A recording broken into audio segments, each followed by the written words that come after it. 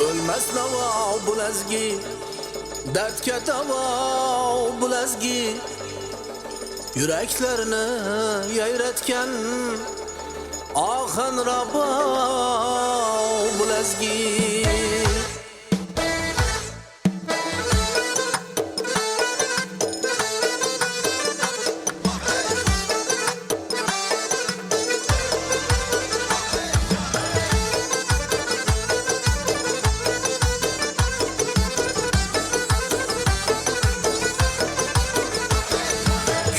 Gende lezgini Piri Ustaz Kamilcan Havrazım lezgisine ten verdi bütün cehan.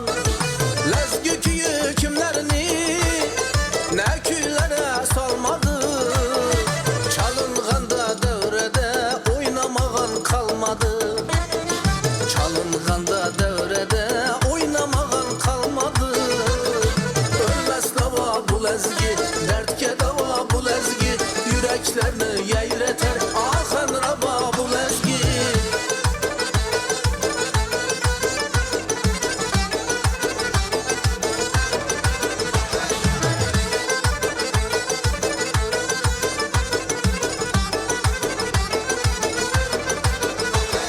Yeğrese lezgi köyü hemme bular şeydası. Yeğrese lezgi köyü hemme bular şeydası. Eğer lezgi aytmasam yok başkasın peydası. Eğer lezgi aytmasam yok